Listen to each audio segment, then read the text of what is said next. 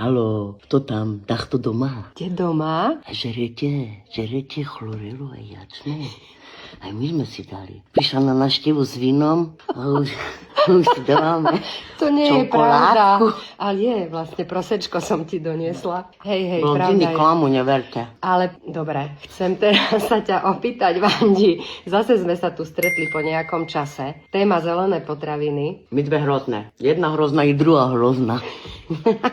Čo si myslíš, ktorý orgán ti najviac ďakuje za to? Čreva, pokožka, pečeň? Čo pýtame, hej? Halá, se doma, šické, čreva. No, tak najviac mi poďakovala moja krv na začiatku a teraz si ďakujem ja sama sebe, že som vytrvala 25 rokov, lebo som zdravá. Všetci moji kolegovia, teraz máme predpremiérou, všetci odpadli a ja som furt zdravá. Proste pre mňa je dôležité si zachovať zdravie, prevencia, najlepšia liečba. Ja nie som chorá, nemám sople, ja nemám ríny, ja nemám žiadne výkyvy. Proste ja som zdravá, to ja potrebujem proste zarábať, chodiť, byť zodpovedná, aby neodpadávali predstavenia, aby som nemala Ačka v točení a tak. Takže myslím si, že tá imunita. Laura, tvoja dcéra. Viem, že má od 11 rokov cukrovku, pýcha si inzulín, ale takisto viem, že do nej dávaš jačmeň a chlorelu. Povedz aj ostatným, má to význam, aby užívali zelené potraviny cukrovkári, povedzme aj dvojkári? Určite. Aj pre jedničkárov, aj pre dvojkárov je strašne dôležité mať odkyselený organizmus, pretože vlastne ten chlorofil ti poskytuje v každej bunke kyslík. Toto je základ pre ten cukor v krvi, ona má pichnuté libre v rameni, takže ja to vidím každú sekundu, čo to robí. Hej, po požití 10 minút, 15, 20, každú polhodinku, každú hodinku si to skontrolujem. Nočné glimče sú oveľa menšie, takže má to veľmi veľký vplyv na cukor v krvi. Samozrejme aj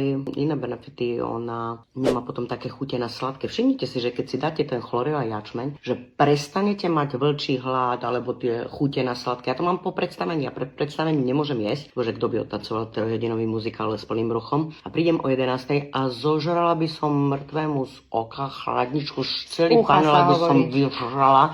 Takže sa odrbem tak, že som 10, 20, 30, začal gašpar kriča. Dojem sa, dopijem sa A káva, ako to máš s kávou? Lebo niekto aj vraví, že sa menia chute a nechutí im káva. Ja som silná kávopička, priatelia, ja normálne horom spodom. 5 v denne, no problém. Hej? Ale zase ja nepijem také tie sladké srágory, ja pijem kvalitnú mletu, ja si sama doma meliem, to tu krásne vonia, takže ja pijem kvalitnú kávu a na mňa to nemá vplyv. Milujem kávu. Ale má to vplyv napríklad, že keď si dám to, nemám chuť vôbec na chlast. Ja som rada červené vínko, ale... Ty chlastáš? Ja nikdy. Ne. Tak na zdravíčko. Zdravíčko, pán Bojíčko. Fajne, fajná čokoládka. To je najlepšia čokoládka.